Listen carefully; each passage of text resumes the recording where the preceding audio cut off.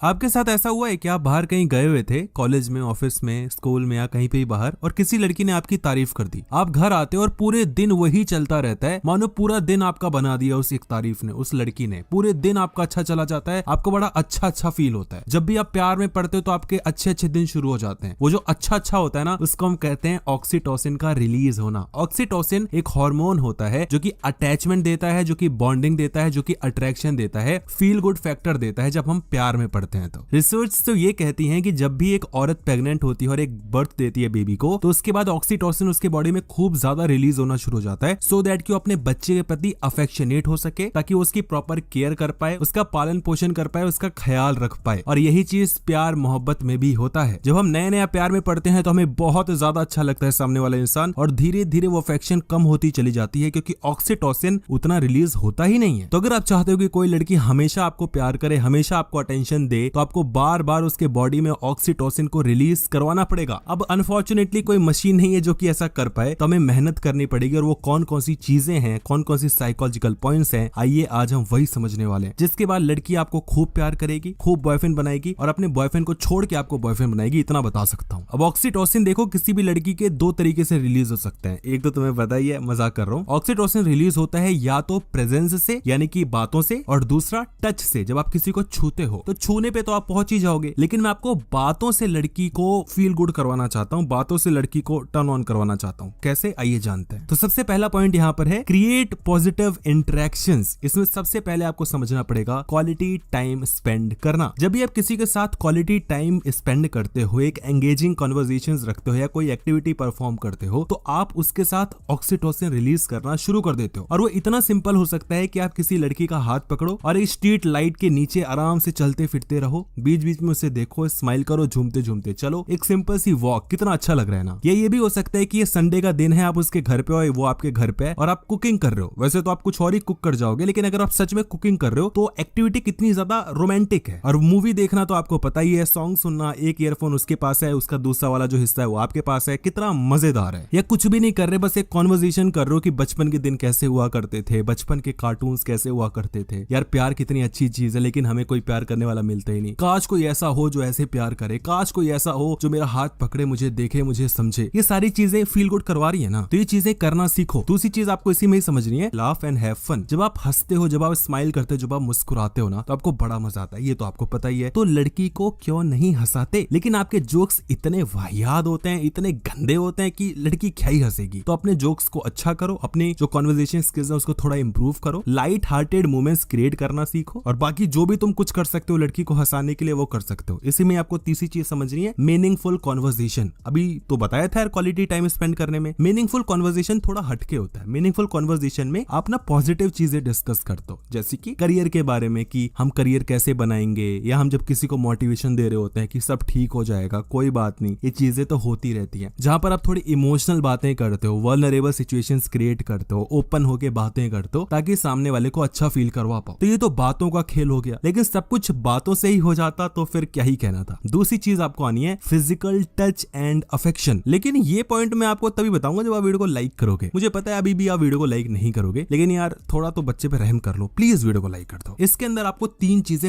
मस्त मजेदार मक्खन वाली मिलेंगी। सबसे पहले आपको समझना पड़ेगा जेंटल टच। ध्यान से एडजेक्टिव को सुनो। जेंटल छूने का मतलब यही नहीं होता कि दो उंगलियां डाले और आगे पीछे गीला, ऐसा नहीं करना होता। जितना आराम से स्पर्श करोगे उतना ज्यादा मजा आता है, सच बता रहा हूँ। और मैं बार बार वीडियो में यही बताता हूँ कि अपना जो हाथ है वो सामने लेकर आओ, उसके ऊपर फिंगर टिप को मूव करो। एक तो स्लो फिंगर टिप्स को मूव करो, कितना मजा आ रहा है, और एक थोड़ा टाइट करो। मजा नहीं आ रहा ना, तो आराम से करो, चाहे वो पाम हो, चाहे वो बूब्स हो, चाहे वो थाइज हो, चाहे वो कमर हो, चाहे नेक हो, कहीं पे भी करना आराम से टच है। लेकिन जरूरी नहीं है कि आप उसी वे में चले जाओ, मतलब सिंपल टचेस भी कर सकते हो। फॉर एग्जांपल कि आप बैठे हुए हो, लड़की से थोड़ा कंफर्टेबल फील कर रहे हो, आपने उसका पाम लिया, उस पे फिंगर टिप्स मूव करना शुरू कर दी। या फिर अगर आप वॉक कर रहे हो तो आपने उसके हैंड्स को होल्ड कर लिया, यानी कि हाथ पकड़ लिया, या नॉर्मल भी आपने पकड़ लिया हाथ। या अगर आप उसको थोड़ा मोटिवेट कर रहे हो तो उसके शोल्डर पे थोड़ा टैप कर दिया कि ठीक है यार सब सही हो जाएगा, थोड़ा सा उसको केयर्स कर दिया है ना, समझ रहे हो ना। देखो ये तभी आप अच्छा फील करवा पाओगे जब आपके मन में नहीं होगा। जैसे ही मन में